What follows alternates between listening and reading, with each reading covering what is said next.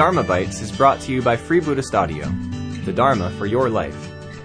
Our work is funded entirely by donations from our generous listeners.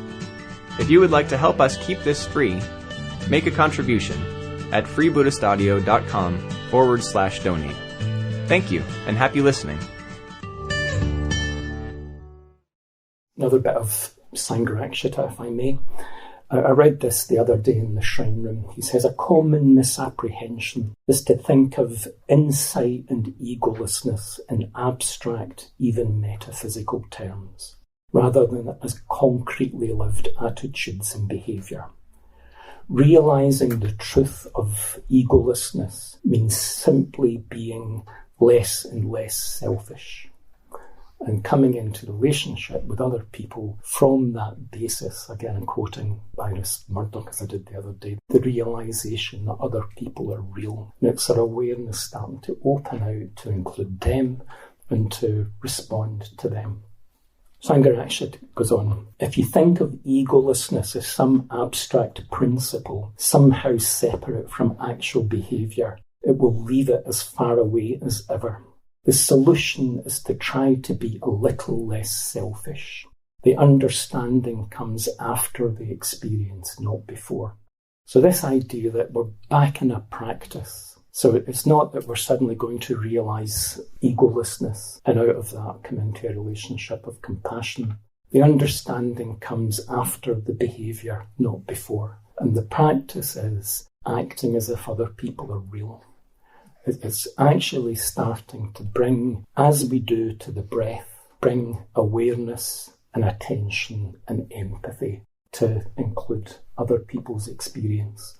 And partly that's natural. Partly it comes from, and I don't know how you've found it here, but even in the silence, you have moments where, speaking for myself, I'm a bit more vividly aware of the people around me.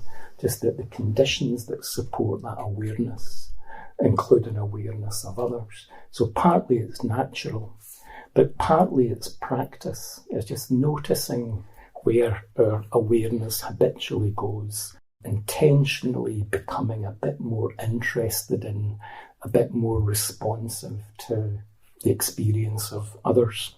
Shantideva is beautiful on this. I'm just going to read it because it's so beautiful. The suffering of others does not harm me. But if I cherish others, I shall find their suffering hard to bear. Therefore, I should dispel others' suffering simply because it's suffering just like mine. And I should bring happiness to others simply because they're living beings just like me. Both I and others wish for happiness. What's so special about me that I should wish for my own happiness? If I and others wish to avoid suffering, what's so special about me that I protect myself but not others? Then there's a beautiful line. He says, does this need a long explanation? It's almost like you hear that and you think, how can that not be true? So childish beings look out for themselves while Buddhas labour for the good of others. See the difference that divides them. And I think you hear this. I remember when I was a teenager coming across the Bodhisattva ideal, and I just thought it was the most beautiful thing I had ever heard, that other people's enlightenment, other people's liberation was as important as mine. And I was young enough and idealistic enough in those days to sort of think, that's beautiful. And it's the Buddhist tradition's understanding in the end of what it's trying to nudge us towards. And if what I was saying earlier brings out the insight implications of mindfulness of breathing, this brings out the insight implications of metta bhavana. Shantideva's really celebrated for this articulation of the equality of self and other. It's what you've got in the last stage of metta bhavana practice. You bring yourself to mind, your friend, the neutral person, the good friend, and you allow the metta to include all of them. And again, it's this idea that our experience isn't being conditioned by what we're coming into relationship to. It's that we're managing to have a quality of availability and a quality of empathy that's just stable. It's how we come into relationship to the world.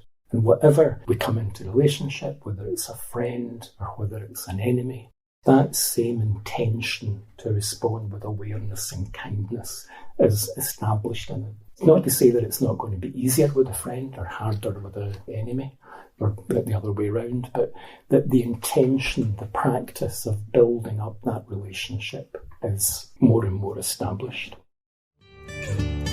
We hope you enjoyed today's Dharma Bite. Please help us keep this free. Make a contribution at freebuddhistaudio.com/donate. And thank you.